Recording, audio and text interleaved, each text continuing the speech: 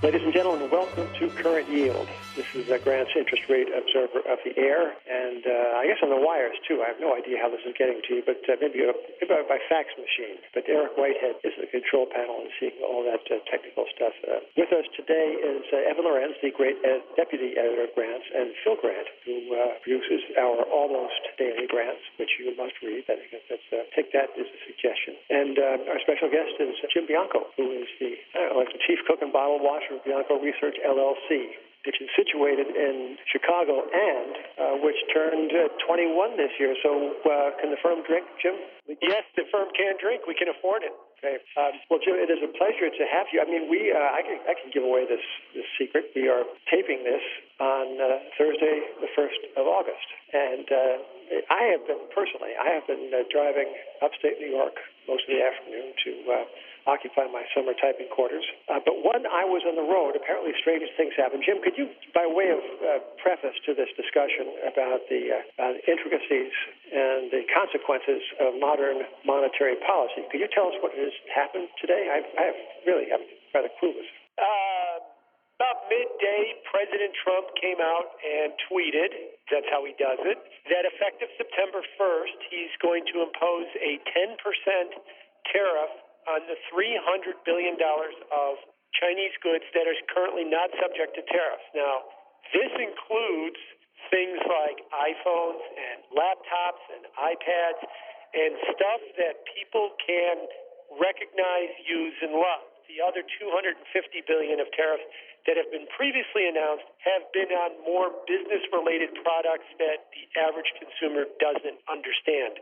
This set of ones they do. The stock market was up nearly 250 points, Dow-wise, when the announcement came, and it is now down 250 points, and the 10-year yield is now under 190 for the first time since President Trump has been elected. So it's been quite a move in the stock and bond markets today. I should say, well, Jim Bianco is not merely, ladies and gentlemen, an authority on all things fixed income and many things not fixed income. He's also a contender for a spot in the Federal Reserve Board. Now, Jim, so you speak with a certain amount of authority in these questions, and I want and Evan and Phil and Eric Whitehead would like your unguarded, as if you were not being considered for high office. We want your spontaneous, unguarded critique, Chairman Jay Powell's press conference yesterday. What did he say? How did he say it? And how would you, when you're appointed chairman, behind his back, how will you do better? Huh? Well, I was considered, and the spots are now taken. So I guess I'm free to say that he did not do a very good job, in what he was attempting to do. And I think it starts with the very basic. Jay, why did you cut rates yesterday? What was the rationale? Well, he mumbled some stuff about uncertainty as if, in the financial markets, there's never an uncertainty in the markets. And he mumbled something about low inflation, which has been the case for about 20 years, and about global weakness, which has been the case for about 5 years. In other words, he did not make the case for why he wanted to cut rates, leaving some to believe that he's been put upon him by the market. And I think that that's correct. It was put upon him by the market. And then he also came out and he talked about that this might be a mid-cycle move, meaning that, we'll give the market one just to make the petulant child happy, and then we'll go right about trying to raise rates up. And the market didn't like that noise, and it's now, down almost 20 basis points in yield, like I said before, under 190 on the 10-year note. So he failed to explain why he was doing it. Everybody knows why he did it, because the market asked him to do it. Yeah. And he hasn't really... When you were raising your kids, did you ever read him a book called If You Give a Mouse a Cookie, He'll Want a Glass of Milk?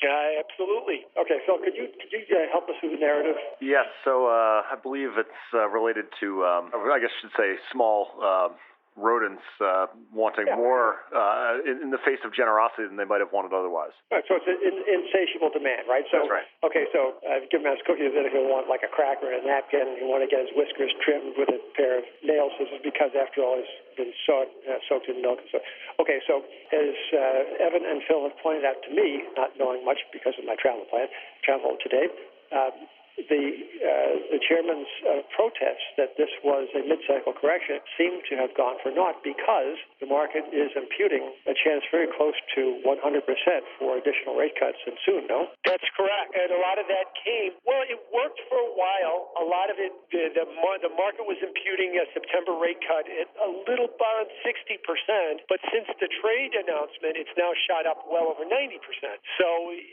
whatever his best laid plans were yesterday, they're not the plans that the market has today. SendPro Online from Pitney Bowes is not a hubristic product through which you can send packages and mail without leaving your office. Just right from your desk for as low as $4.99 a month. And for being a Grants listener, you'll receive a free 30-day trial to get started.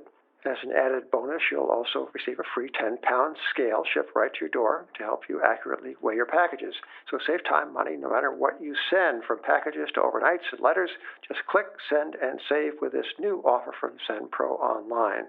So with the aforementioned $4.99 a month, you can print shipping labels, stamps, your own printer, easily compare rates using the online software that you will receive, gain access to special USPS savings for letters and priority mail shipping, plus track all of your shipments and get email notifications when they have arrived. So go to pb.com/grantspod to access this special offer and get a free 30-day trial plus a free 10-pound scale to get started. That's pb.com/grantspod. Experience the better way to ship with a free trial of SendPro Online from Pitney Bowes. Thank you, Pitney Bowes.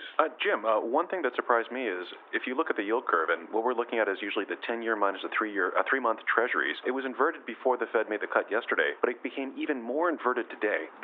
An inversion often indicates that the economy is going to go into a soft patch or potentially even a recession. And you've done work showing that when the yield curve is inverted for 10 or more consecutive trading days, it over the last 50 years has led to a recession on average 311 days later. What is the yield curve telling you today, and why didn't it actually kind of go back into positive territory after the Fed cut short rates? Yeah, two things. Let me talk about the yield curve. Yeah, you're right. A lot of people like to say that the yield curve is a good predictor of recessions, but I want to qualify that and say, no, it's actually the cause of a recession. An inverted yield curve is simply a signal from the market that says rates at the short end, the ones that the Federal Reserve set, is too high. That's what the market has been telling us with the inverted curve. It wants the Fed to lower those rates. Now, why does it want the market to lower those rates? I think it's a market thing. There's $54 trillion worth of sovereign debt in the world. A lot of people like to point out $14 trillion of it's negative, but let me go to the other side of the equation. All of the highest yielding of that 54 is in the United States. The funds rate is one of the highest yielding instruments in the developed world right now, even still that it's at 2 to 2.25. Was definitely yesterday when it was 2.25 to 2.5. The U.S. economy is not an extreme outlier in terms of having the highest inflation or the highest growth rate, but it has far and away the highest interest rate. So I think what the market has been saying is our rates are out of line. Rates are a relative thing. I get this pushback all the time. I remember 1981. I remember 15%. How can 2 be too high? Because it's relative to everything else, a quarter of which is negative right now. That's why the market wanted it to pull, but wants these rates to come down. The yield curve is a manifestation of that. It had priced in 100% chance of a 25 basis point move. It got it. It had no reason to move because it got exactly what it expected. And I've been arguing that the Fed needs to be aggressive enough to cut rates until the yield curve steepens, and then they can stop. And I thought 50 basis points yesterday would be enough to do it. Well, they didn't do that. They said mid-cycle correction, and now the market is somewhat worried that the Fed is not going to be fast enough in trying to bring those relatively high rates down. That's where I think the market has been. The Fed can't articulate that, or maybe doesn't understand it, which is why nominally everybody's left with, what did they see? Why did they cut rates? Well, I think the reason they cut them is because the market wanted it, and that's why the market wants it. It sees a 2 handle in the United States, and nowhere else in the developed world does it see a 2 handle on interest rates, and it says that's too high relative to everywhere else. Jim, to what degree is this because of the Fed or the U.S. Treasury? And the reason I ask that is U.S. deficits are rising, and they're going to be almost $1 trillion this year. And in the Treasury's latest estimate for borrowing this quarter, they raised it substantially. I think almost doubled it to over $400 billion. And as the Treasury's just printing money, not printing money, but borrowing from the market, the last couple auctions have been a little bit sloppy, and Treasuries have actually traded up afterwards. Is this an issue of just too much paper that's being put into the market as well? That is an issue worldwide, too much paper that's being put into the market right now. As far as the U.S. goes, yeah, I think that is part of the issue, because one of the things that we don't have, I think, is QE. We have not, or we've been tapering it now effective today. It's over. So we have not had the situation where the Fed has been an aggressive buyer of it. We've got big deficits, even though everybody thinks they don't matter. I think at some level they still do matter, and that's been keeping our rates up. But let me be clear on this. We should be above average in our interest rates. But should we singularly be the standout high rate on the planet among developed countries? That's where I think the market was saying, no, aim that with the December rate hike. So this is a fairly new thing. And I've looked back 50 years, and I've asked the question, when was the last time the U.S. was the single highest interest rate? And the answer is just in the last 6 months. It has not happened at any time since the late 1960s that I can at least find, that we were across the board the highest rate among developed countries, not even in 1981 when we were at 15%.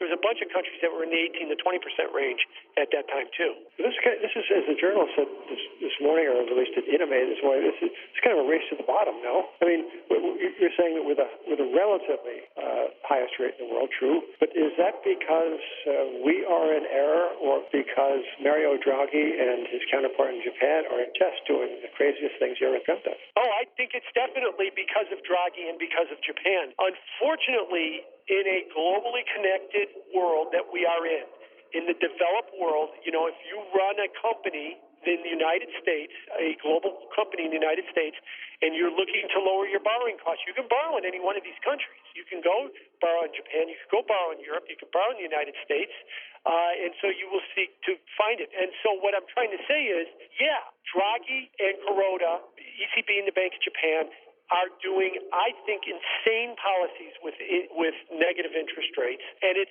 forcing us to have to adjust to that, and that's what the market's trying to say. It would be nice to be able to say that only thing that matters is absolute level of interest rates, meaning whatever is appropriate for the U.S. is appropriate for the U.S., and it doesn't matter where everybody else is going, but in reality, it does. And they are the ones that are forcing this issue on everybody. So if you were giving the speech yesterday or making the comments in the press conference, would you have said, would it have been politic for the chairman of the Fed to say, we are cutting rates because we are an outlier. Our rates are in fact suitable for this economy and certainly for these financial markets, and maybe especially certainly for the over-leveraged and over-sexed leveraged end of the credit markets, but we are in a world of central banking mania. And we must match. We must be as evidently reckless as are our friends Japan and Europe. That would be the essential message, no? That would be somewhat of the message. Unfortunately, we are tied to what they do. We would like to say that we would be an outlier, but it would create all kind of stresses in our marketplace, which is what we saw last December with the rate hike, which is what I think we're seeing now. But unfortunately, we have to do that. And yeah, if you gave that speech, and I would, in regards to Mr. Draghi and Mr. Kuroda, your policies are all wrong. That negative interest rates, which is a subject that I'm very passionate about, that it is, I can't express enough what a disaster that is going to turn out to be, is wrong, and you've got to come back up so that we can stay at the right rate. Otherwise, you're going to force everybody into this bad place, not just yourself. So there's a line of argument on Wall Street that says there's kind of a quicksand, or I guess somebody said a tractor beam. There's inevitability. It's almost a physical magnetic pull to zero and below. And the United States can't escape it. And we are destined for a 0% 10-year yield. Do you buy that? I fear it. I fear that that's exactly where we're going to go. Do I buy it? No, I would sell it. Every time anybody puts together any kind of scheme, there's always a set of assumptions. Some of them are so basic, you don't have to say them out loud. For the last several hundred years, we've put together a financial scheme with fractional reserve banking and with security settlement and with funds like money market funds under an assumption so basic we haven't had to mention it. That is positive rates. All of that stuff works in a positive rate environment. It does not work in a negative rate environment. The only reason the European and the Japanese banks are still afloat, although the Japanese bank stock index is at a 40-year low right now, 40-year low, is that they've got the outlet, the pressure release of positive rates in the United States, the UK, Canada, New Zealand, and Australia. Interestingly, all the English-speaking countries. If we then succumb to this lunacy and go negative with everybody else, I don't think the financial system can handle it. You know, when they put together the financial system, Jim, when you wrote your books about the history of finance, do you think anybody in the room said, hey, let's put together this fractional banking system? What happens if rates go negative? It was never contemplated that such a thing could happen, and I don't think that the financial system we have can handle it. The only reason it's surviving now is it's got these big outlets of the United States, Canada, and the UK as the place to find positive rates. And if they lose that, I think it's going to have to change everything. Well, if Pitney Bowes had anything to say about with its fabulous SendPro mailing system, I can assure you that rates will be positive worldwide. Evan, go ahead. Why don't you ask your next? Yeah, Jim, I'd like to ask you a question, but by preface, I'd like to read a headline from a Bloomberg story that I saw this morning. And this headline is, Negative Yield World Lures Central Bankers to Canada Muni Market. Now, I have to imagine that that's a little bit unusual. We also saw yesterday a bipartisan bill get presented on the Senate floor to actually impose, taxes on foreign direct investment in the U.S. in order to try to drive the dollar lower. The idea being countries like China accumulated their vast forex reserves to drive down the value of the renminbi against the dollar, and that's hurt U.S. manufacturers. Now we want to tax purchases of like treasuries by, say, Japanese banks or by the China Safe organization. Since 1971, we've had a massive opening up of global finance and international capital flows. Given this race to the bottom and the fact there's no real way to fight it, do you see more moves like this to kind of restrict the capital account and kind of wall off, the bond market in the U.S. versus the bond market in Europe versus the bond market in Japan? Oh, absolutely. And I'll go, since you're quoting me Bloomberg headlines today, I'll quote you a Washington Post story that I saw yesterday. Senator Tammy Baldwin of Wisconsin and Josh Hawley, who's a Republican from Missouri, have introduced legislation to change the Fed's mandate, that they want the Fed to mandate that they bring the current account deficit back zero within 5 years. It would be their third official mandate, along with stable prices and promoting full employment, and they would impose a market access charge on all foreign purchases of stocks and bonds and property in order to achieve that. Now, I don't think this is going to happen, and I don't think a lot of these other things are going to happen yet, but I fear it's kind of like MMT, modern monetary theory. These are all bad ideas that we can all agree on that are bad ideas, and then have to say, boy, we're moving down the road, getting ever and ever closer to actually having these things happen as well, too. And it is partially, I think, because of the loss of credibility among the central banks that we're now getting politicians emboldened about giving them these kind of mandates and putting these kind of rules in charge because they think that this is the way that the world is going to work.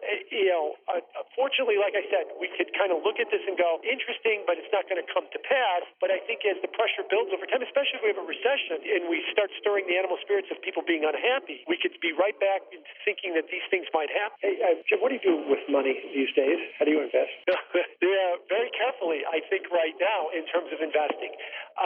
I have tended to look at the markets a bit on a short-term basis, and that I've been bullish on the bond market and thinking that it would go down, and I've got some capital appreciation working in my favor on the long end of the Treasury market as well, too. And I've been looking at the easy Fed policy, thinking that the stock market would move higher this year, which it has, but I'm kind of coming to the conclusion that I'm probably, I hate to use the phrase, but I'm probably in the late inning of that play, if not the ninth inning of that play. And what comes next, I guess, really needs to be some clarity. Earnings are not happening. We're at less than 1% earnings growth, and we've got the Fed that is grudgingly trying to cut rates. Which way are they going to go with this before I try and figure out the next move? But I got to be honest with you, I'm kind of been at a loss right now as to what my next move was going to be. I knew what it was 2 or 3 or 4 months ago. I'm not sure what it is right now. So much of the world's collective approach to investing has to do with the underlying confidence and the competence of the people who run the central banks. And was that, you mentioned that was being kind of diminished. What happens if people lose confidence in the judgment and the techniques of, let's call it modern central banking, post-crisis PhD standard? What happens then? Well, then, you're right. If they lose confidence in it, then they're going to have to wake up and say, if it happens, let's say, first of all, if it happens, it's going to happen out of Japan and out of Europe first, because I think that they're in far worse shape than us, and especially Europe, because let me mince no words about it. Mario Draghi leaves on Halloween, same date as Brexit, and he's going to be replaced by a political animal in Christine Lagarde. Christine Lagarde is perfectly qualified to be the head of the ECB, but she's a politician. She's not really an economist or central banker by state, and she is also, by her own volition, not even having to protect the central bank, she has come out aggressively in favor of negative interest rates. She genuinely thinks that they're a good idea as well, too. And I think that once people start to realize that the central banks don't have the power, don't have the credibility that they think, then you look at what have we wrought in Japan and in Europe with negative rates. And how does that work with a fractional banking system? And it doesn't. When a bank is a fractional bank, put $100 in the bank, they put 10 in the reserve account, roughly speaking, they loan out the other 90. The assumption that's been there since they invented that was you're loaning it out at a positive interest rate. If you're loaning it out at a negative interest rate and losing money on it, you're leveraging yourself to negative interest rates, which ultimately is a disaster if it continues or it grows. If people start to realize that these central bankers have left us in a bad place, negative interest rates, and don't have credibility, it's going to be very, very worrisome. We've seen this from a number of European banks.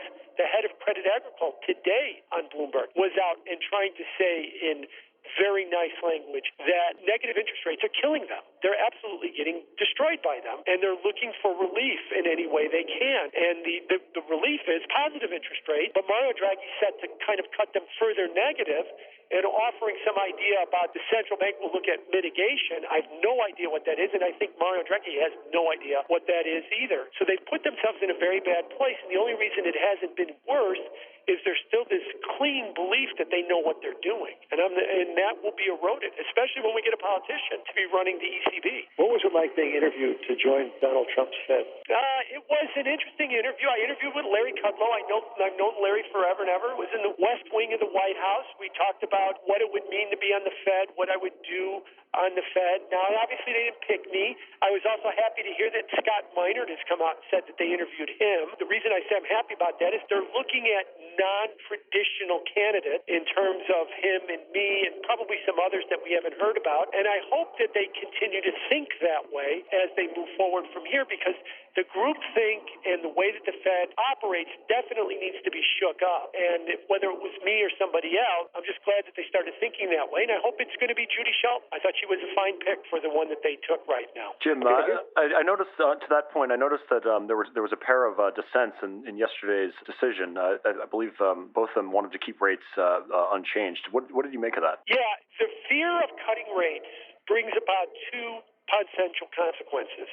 One of them is somehow we're going to increase inflation expectations, or that inflation is going to return. I don't think that that's a realistic worry right now, that cutting rates 25 or 50 basis points is going to spark some kind of inflation when we haven't been able to spark it for 25 years. The other concern is, which is what Esther George was more concerned about, is that it will spawn a bubble. I think that is a legit concern. I'm not saying it won't be a bubble, but that is a legit concern. But, the Fed, the problem with the Fed, again, what they're thinking with all the economic PhDs there, they forgot that the Fed is a regulator. For one, the Fed has, Reg T. They set margin requirements for stocks in the United States, although they haven't changed it in 46 years. If they're worried about a bubble, and I think that that is a concern, they've got other tools that they can deal with it in addition to just the funds rate. If the bad policies of Japan and Europe are forcing our rates down, which I think it is because that's the world we live in, they should be hamstrung that what if we create a bubble? They have other tools that they can address this with. But the PhDs always like to say, those tools are not effective.